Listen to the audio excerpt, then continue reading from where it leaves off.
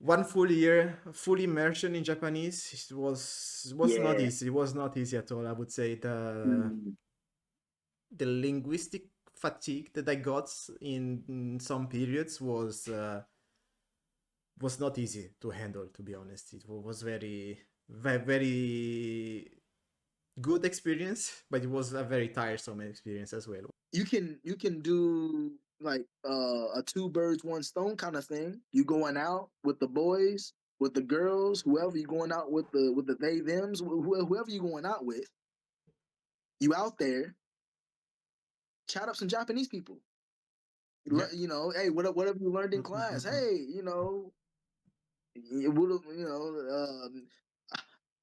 no man nakereba ikimasen. If you just learn the I have to learn how to I have to I must. Rose of old Japan, I'm coming back to you.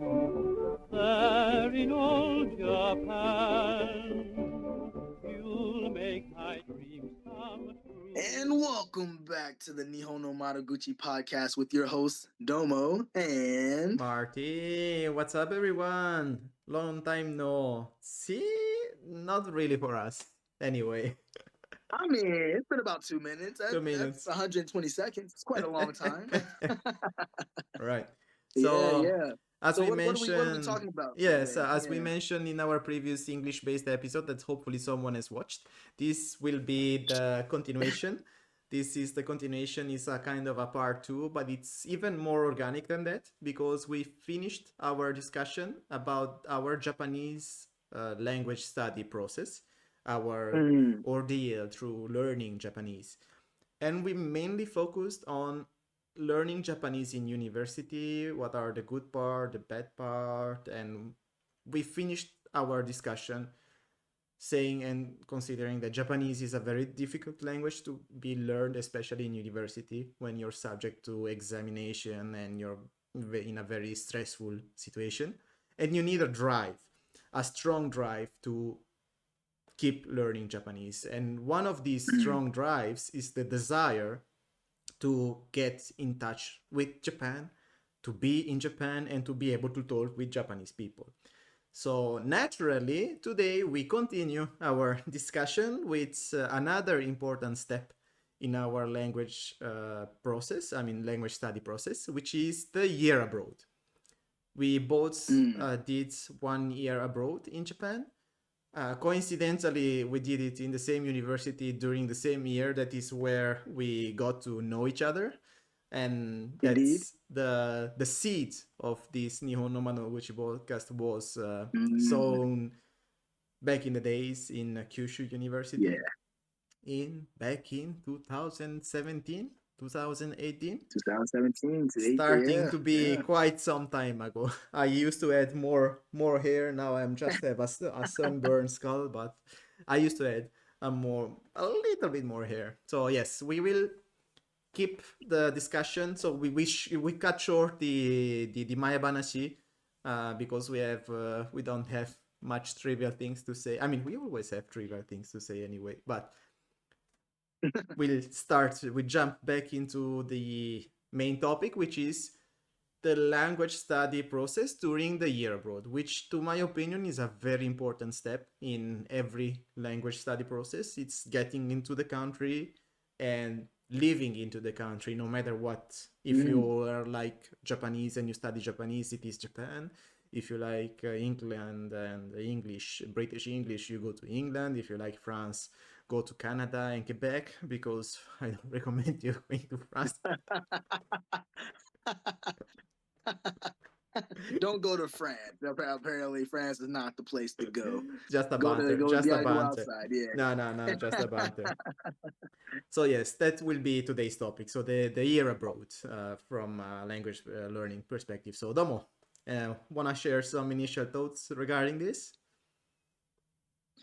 You know, so JTW, going to Japan and participating on that program was it was a a dream of mine, right? Maybe not specifically the JTW program, Mm, but right, going to Japan and studying abroad, and it was so much of a dream that I was willing to go into debt for it if need be, right? I was willing to take a loan out and go to Japan so that I can improve my Japanese. That's what the drive was. Was that deep. It was that, I was that hungry to get to Japan and improve my Japanese. And luckily I didn't have to take out, a huge loan or anything like that. It worked itself out and joined the JTW program where I was, coming to Japan for the first time. I got the first glimpse into how bad I was at Japanese, how doo-doo my Japanese skills actually were. Because at that point, I'd been studying Japanese technically for about 4 to 5 years, but I could not really speak. Right. I got to Tokyo. I was at Shinjuku Station and trying to ask for directions. It was terrible. And this is basic. This is basic stuff. Yeah. And I was like, oh no, what have I done? I'm gonna struggle. But that's what I wanted. Yeah. I came here to struggle. I came here To suffer. be in Japan to suffer. Yeah, we're masochists, brother. I don't know what else to say. I wanted to come and live, breathe, sleep, eat Japanese, so that I could just naturally, absorb it and learn it. And right, at that point I said I've been studying for 5 years, and I probably had a lot of knowledge Yes. somewhere in there, but because of lack of application, back in the States, it's just in there, right? Yeah. And it's probably honestly gone. You probably forgot it. So I have to restudy, relearn, and things like that. So, coming to Japan, it's been a long time dream. Finally did it on the JTW program. And I knew, I knew in my heart, if I could at least make it to Japan, I would get better at Japanese. Right. It was Nihon or bust. And it was Nihongo Jozu or bust.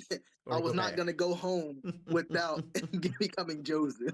It was not gonna happen. Yeah. Right. Yeah. But how about you, Marty? Like for you, I mean, you're multilingual, right? Right, You may right. even say a polyglot, right? And you've I learned guess about so. Yeah. you have two kind of basic native languages, if Yes, you want to yes. put it like that. And then you studied English and now Japanese. But what was that initial like I mean, I don't want to say the reasoning, but like what kind of made you want to come study abroad, and what was it like initially for you Right. when you got here to Japan? It was very similar to your perspective. I think we share a little bit all the same. Is that in university I got a relatively solid grammatical base where they give me the keys, the tools to process the language, because that is primordial for every language. Unless it is your native language, then that you get naturally while growing up. You have like 15 years from when you're born until you're like in high school to become proficient in your native language. But for every other foreign language, you need the theoretical tools that allow you to be able to build. Yeah, it's like a foundation of grammatical points or a foundation of thinking process, But I also felt like if I keep being in university, I will never go beyond the plateau that we have discussed many times, where you get good enough, but you kind of peak there, and you never go beyond the 2Q level, so the N3 borderline you can get into. But even if you get N2, even if you get N1, it will always be a very theoretical approach to the language. It will never be an application of the language. And that is pretty much what I really wanted to do, is that, of course, studying is important, but application is even more important. And there is a limit to the community that you can have in France or abroad the community, especially the Japanese community, is usually very small and not very community. Like they kind of a little bit here and there. Sometimes they form some kind of community, but it's not like, for example, Italian people that have Little Italy and like people want to be together. They have like a Yeah. very drive to be together. So I knew that if I keep living in France, I will never be able to use the language as I want to do it. I was never very Mm. good at learning languages on a theoretical base.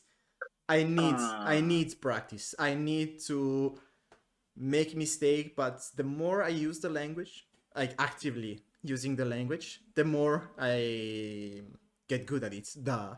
It's kind of that's true for everyone, I suppose, but that's especially true for me.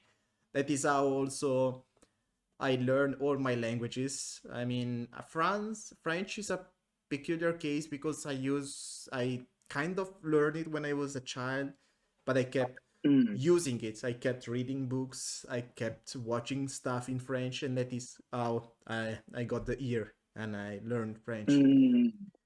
To be honest, English is very similar. I studied English in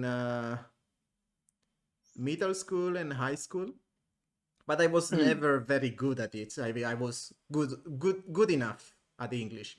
Yeah. And then it's only by playing games and by using it actively that I was able to learn. So for me, going to Japan, to come back to our topic of today, going to Japan and spend 1 year in Japan was a strong drive. Mm. Not only because I wanted to be in Japan, but also because linguistically wise, I knew that there was the only place where I could actively speak Japanese every day. And God, that was so I would say Mm. the linguistic fatigue that I got in some periods was not easy to handle. To be honest, it was very good experience, but it was a very tiresome experience as well. What about you, Domo? Did you get language fatigue throughout your year in Kyushu University? Oh yeah. Oh yeah. And I'll say I started getting language fatigue. I mean, you know, until you really get used to speaking Japanese or any foreign language, you'll probably experience it. But I really experienced the bulk of my language fatigue in the first couple of months Mm, that, and I came to Japan, and I was in Yamanashi for that rather than in JCW, right. and it was tiresome, right?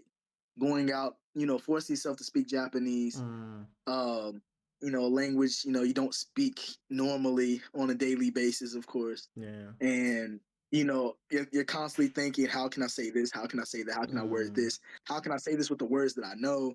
And then you're trying to force that out and make these sounds you don't usually make, and make these shapes, mouth shapes that you don't usually make it either. yeah. And so everything, like from just your whole head, like obviously you have the mental fatigue, but then you Mm, have like physical, like muscle fatigue in your yeah. face from like speaking.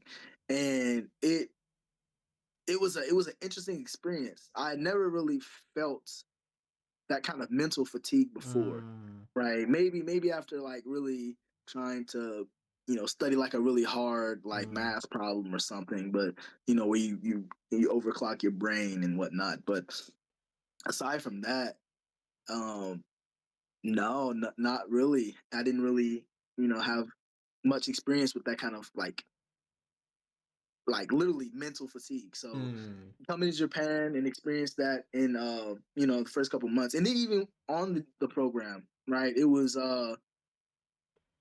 quite eye opening to see how Jozu a lot of other people mm. were, and how they were. It was just natural to them to speak, where I'm still struggling, and I go home and I'm tired after the day. Um, but I would say the kind of fatigue that you feel from just speaking and existing in Japan, it kind of wore off maybe about after 3 or 4 months, maybe 5 months. Yeah. Even then, it was still tough. Um, but it wasn't as bad, later Mm, in, at least for me. I know mm, I imagine everyone will probably be different in that regard. mm. Yeah, for me it was I was just especially bad, yeah. yeah, for me I it was think. very different because at first I didn't get mental fatigue at all in the first couple of Oh. months, but then it came and went as waves. Like I had a couple of Mm, weeks where I was super genki, super motivated, and things came out of my mouth fluently, and it was perfect. And then I hit a couple of weeks. I don't know what was the spark that made things so difficult to say, and it was very yeah. much the same. And I also remember the frustration of saying, "Why can you not speak English?" My language proficiency is so much more than what I can show it to you. I was very, Uh, very frustrated that there was a limit on the thing that I could say in Japanese, mm, especially at the time, like lack of words, but also lack of way of putting them in a smooth way, especially coming from I have a very, very good. I used to now a little bit less, but I have a very high level of Italian and French. That I used like a very complicated words and very. yeah. I was very attentive to nuances, choosing the right word and everything, and then suddenly you go back to a very katakota Japanese and very Uh, not broken Japanese, but there was a significant reduction of proficiency in Japanese that was so frustrating. But thinking about that now, I think that was also very important to experience. Like the mental fatigue. mm, The mental fatigue and the frustration became the drive to not quit, to stick there and to continue. mm, I'm experiencing mental fatigue. You need to embrace it as well. Just yeah. let it come, let come the mental fatigue. Maybe stop a couple of days, just read a book in English or in your native tongue, or reset. Let's the mental fatigue means that you're getting through the plateau. You're getting better, and that Yeah, is yeah, yeah. because you're getting better that you're getting tired as well. So when you get Mm, too tired, you don't have to push it even further because you're gonna break your like motivation. You're gonna break the fun mm, of the process. So you just let it sediment it a little bit. Of course, we're talking couple of days, not couple of months. If you don't do it for a couple of months, then yeah. you start things get a little bit drastic. But being in Japan the whole year really taught me to take the time to let things go, and it's fine. Even if you have mental fatigue, it will be better. The thing that since it came into wave, I started the first time I was very shocked, but the second time the Mm, wave came, I recognized the symptoms if we want to call them like that, and okay, now it's the time to just give some leeway, give yeah. some put some pressure off myself, and just let the time to sediment all these muddy waters that has been currently shaken by me speaking Japanese. And that was very propedeutical to learn this. I never experienced it before. So, so experiencing the mental fatigue simply because I'm speaking was a very interesting and experience that I suggest everyone to do, but also not to antagonize it. Accept it, like let it really affects you, take your time, and then you will be better. That is like when you're training, when you first go to the gym and you Yeah, do a yeah, lot yeah. of push-ups, then your muscle, you get muscle sore and everything, but this means that you're getting muki muki. That's the same applies to Japanese language. I mean, you your brain is a muscle, Yeah. literally. So, you can do no today. Mm. And coming to Japan and speaking a language that you don't use at all or haven't used up until this point, right? It's a foreign language to you. It you're working your brain, literally working it out. Yeah. And this is gonna get into some type of kind of neuroscience kind of talk, but right, the idea, right, of you learning new things, whether it's language learning, learning Japanese or learning anything else, you're gonna start. It's gonna be hard at the beginning, of course, Right. because you have to have these like connections, like these neuron connections in your brain. You have zero connections, Yeah. right? The reason why you're able to memorize certain things that you've done multiple times quickly is because you've created multiple connections in your brain for that task or whatever it is you're trying to do. You have the deep grooves in there, right? When it comes to Japanese, if it's your first time, you have nothing, zero connections, zero neural connections, and you're building those. And I would imagine that mental fatigue comes from your brain making those connections that you just talked. You made all these connections during the day. Now, obviously, like when you sleep and stuff, it consolidates all that, and right, it turns into memory, stores in your long term memory, all that good stuff. But I feel like that's your brain. Even though you're done with the day, your brain isn't. Your brain's still going, firing off all that stuff, trying to remember everything you said, and it's making these connections. And I feel like that's where your brain's just tired, physically, actually tired from you pushing it so hard, making these new connections. Now, and then that's why the more you do it, the less the fatigue hits. But again, it is different for different people, because Marty said it hits them randomly and in waves. Yeah. But as Marty was saying, you got to enjoy the process, right? You don't force it, right? You got to enjoy it. And whenever you do hit that fatigue, treat it like you actually would treat your muscles. Rest it. Rest up for a little bit. Rest is also important. You do want to stay consistent. Don't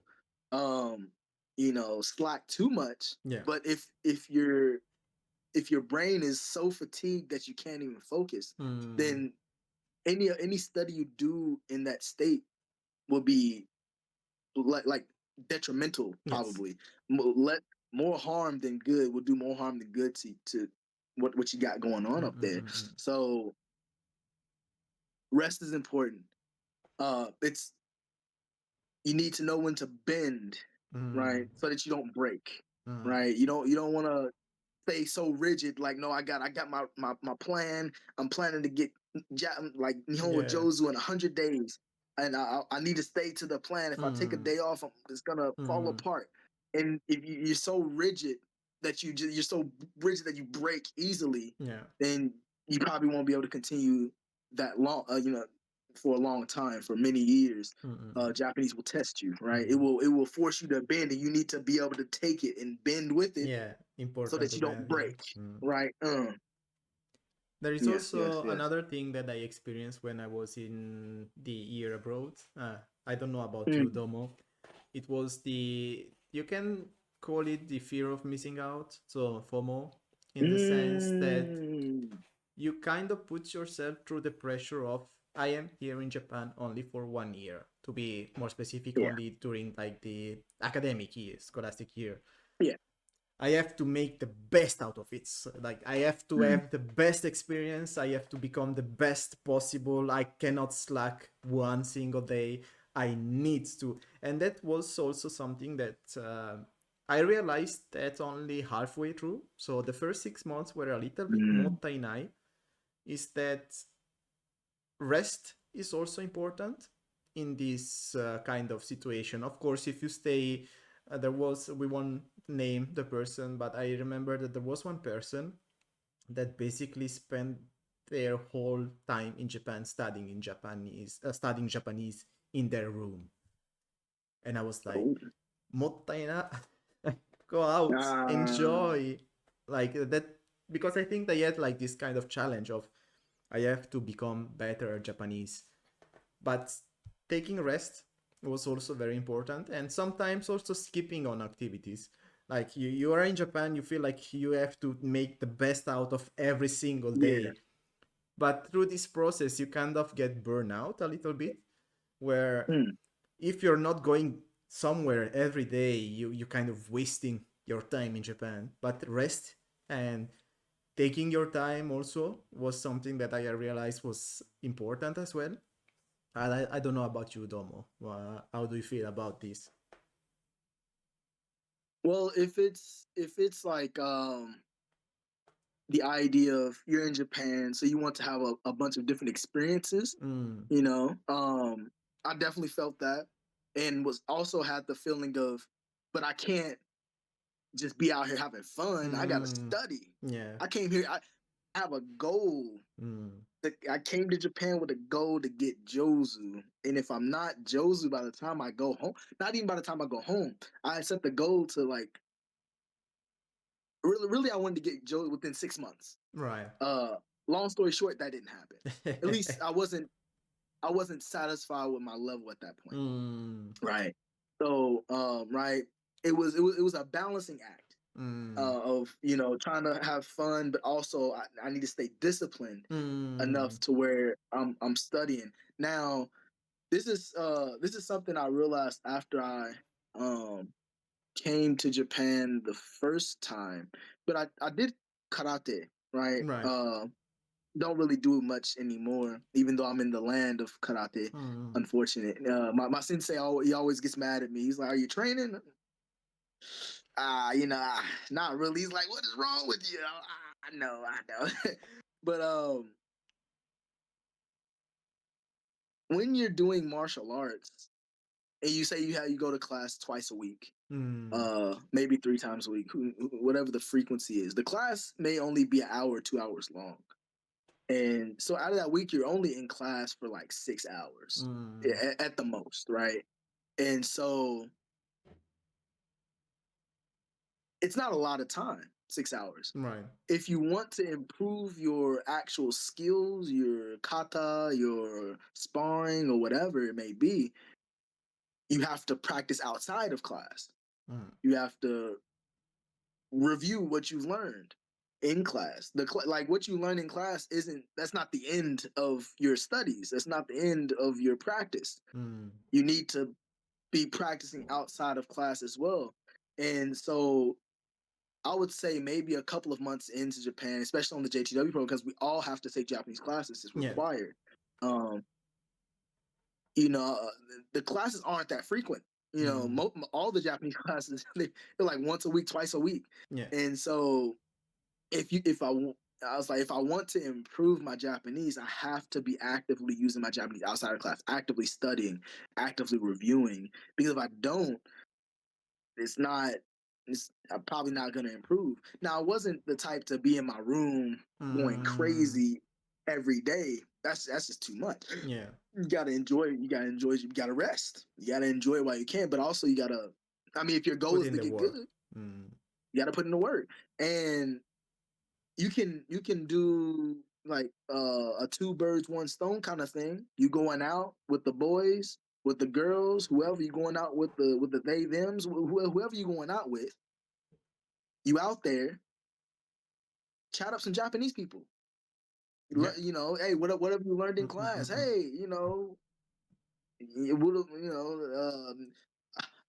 no man nakereba ikimasen. If you just learn I have to learn how to, I have to, I must. Yeah. Biro no me nakereba ikimasen, no man nakya. Apply it. And, the more you do that kind of thing, the easier to probably, stick. Yeah. So yes, I did experience, that kind of like, I want to experience things, but I need to study. It was kind Mm, of like a battle between those. yeah. Um, and it was it was hard kind of getting that balance, but I would say ultimately in the end I was able to get it. And Mm, if I didn't, I probably wouldn't have, my Japanese probably wouldn't have improved. of course, of course. Of course, I'm not suggesting that people shouldn't do anything and just rest in their room. Oh yeah, That yeah. is not the No, message that I want to put out. But no. Japanese is tough. You got to put in the yeah. work. I mean, for anything, right? Mm, Whether it's Japanese language learning, you want to learn the Rubik's cube, you mm, want to learn how to do sumo, yeah. you want to learn how to paint ukiyo-e, wood block Mm, prints, anything, right? It's gonna take time. It's gonna take effort. practice. You're gonna need to put Yeah. in the work. You put in the work. Yeah. And also one other thing that was very interesting, but at the same time that you can, it's very difficult to handle, I think, is that since everyone has different levels of proficiency, they are at different stages of their language learning process, is Mm, that make it make that difference a source of inspiration but not a source of envy towards them. It's like you, especially I enviness. feel like in Japanese there is kind of always a confrontation, like an indirect confrontation. I am better than them, or am I not better than them? Are they better than me? Or that there is Yeah. a dynamic. I don't know if it is true for everyone, but that is in my journey. That is something. There is a tendency that I observed and I also have experienced personally, where there is a little bit of a confrontation in between people that are studying. There is some kind of camaraderie where we are all together studying Japanese, but there is always a kind of like, are you better than me? Am I better than you? Kind of dynamic that sometimes get into place. And I feel like it could get into place, especially so when you're doing 1 year abroad, because you are, there is a very different range of person in the pool Mm, of students, and that is important. It is very beneficial and positive if you put this language difference, like this difference in proficiency, as a positive challenge to yourself, like, oh, they are so much better than me, I want to get to that level. And but that can also become like a bad moods of envy. They are so much better than me. Why are they so mm, better than me? And you kind of feel negative about the whole situation. That could also be something that I would suggest. If I have a few tips, that it also make it as that it becomes something that motivates you, but don't make it as something that drags you down. You will get there eventually. So everyone has their own pace, their own experiences. So no need to envy. You will eventually be there. And sometimes people envy you while you're still you may envy someone while you are the subject of envy yourself. So uh, that is also something, like the look of other people on yourself. It's very was interesting to see during this year abroad. I don't know about you, Domo, but that's something I felt no, no, like yeah. was there. No, exactly. It's I've been studying Japanese for 5-ish years at that point, and realized that it wasn't really much, right? Especially compared to like a lot of these people who've been studying intensively for Mm, 2 years, right? Didn't really mean much in terms of like just the length, right? It itself didn't really mean right. much, and but I didn't see that as like a little as a source of envy. Mm, It was more of like, oh, okay, if they can do it, I can do it, right. right? It was more of a source of motivation. It lit a fire in my Very heart. important. Yeah. So I saw that it was possible, Mm, right? I saw that it could be done, right? And even like if you're on the journey on your own, mm, it can get tedious. It can get very like discouraging. You be like, I don't know if I can frustrating. do Yeah. this. Really frustrating. But if you meet people who are on the same journey, who have Mm, reached a proficient level, you know, at least for me, it gave me motivation to um to keep pushing on because I know, okay, all right, mm, I can do this, right? They did it, right? And mm, I think you do need to have confidence in yourself, yeah. right? Because if you're like, oh, if you see someone who's immaculate, who has immaculate Japanese, immaculate speaking abilities, immaculate reading abilities, kanji, whatever, Mm, and you're like, oh no, I'll never get to that point. That's crazy. That's insane. How did he do that? That couldn't be me. Then mm, you're never gonna reach it. You'll yeah. never get to that level if you're feeling that you're like negative about it. If you're feeling maybe not even envy, just literally like putting yourself down. Like you don't think that you actually don't think you're gonna be able to make it. You have to be able to see it and then be that thing and think and truly feel that you can also do that, Yeah. and that will aid you in in your journey. And I will add on, to kind of wrap us up, like Marty was talking about, like there's don't look at people who are better than you, Mm. And envy them or be jealous or whatever. You should always keep in mind that they have a proverb for this in Japanese, kotowaza, whatever you want to call it. Ue ni wa ue ga aru. Mm. So そうだね。 literally, how do you translate? Literally, there's always something above Yeah. the highest point or Yeah. something like that. Yeah. So it what it means is there's always gonna be someone better than you. Yeah. No matter how good you get, Mm. especially as a foreigner learning Japanese, there's probably gonna be not probably there it will definitely be someone better than you, even Mm. amongst the foreigners, right? There's like a spectrum. There's Mm. like the beginners, everyone who's like on their way up to the Jozu level, which Mm. includes beginner, intermediate, lower intermediate, maybe even mid intermediate. Once you get to upper intermediate, advanced, you can probably consider yourself Jozu. You can probably Joe's subjective. You Yeah. can consider yourself Joe's at any point on here, on the spectrum, really. But being able to have a conversation about most things, probably be around somewhere right here. And then once you enter that realm, then it even gets, even more like there's even a spectrum within the Jozu, Yeah. right? There's people who are lower intermediate, and there's people who are like diplomats who, Mm. do simultaneous translation for presidents and whatnot, and like their Japanese or whatever, whatever languages has to be on point, and Yeah. they're doing it immediately, right? You can't compete with that unless that's the job you're aiming for. Then you have to. If that's your goal, then yeah, you will have to Yeah. compete with it. But there's always going to be someone better, even amongst those who are Jozu, right? If I had to put myself somewhere in here, I would be dead smack in the middle, right? I know there are plenty of people way better than me, Yeah. but I know I'm probably way better than some other people who You're still in the may journey. consider Yeah. themselves Jozu, right? Yeah, Mm. I've put in the work, right? Yeah. I know.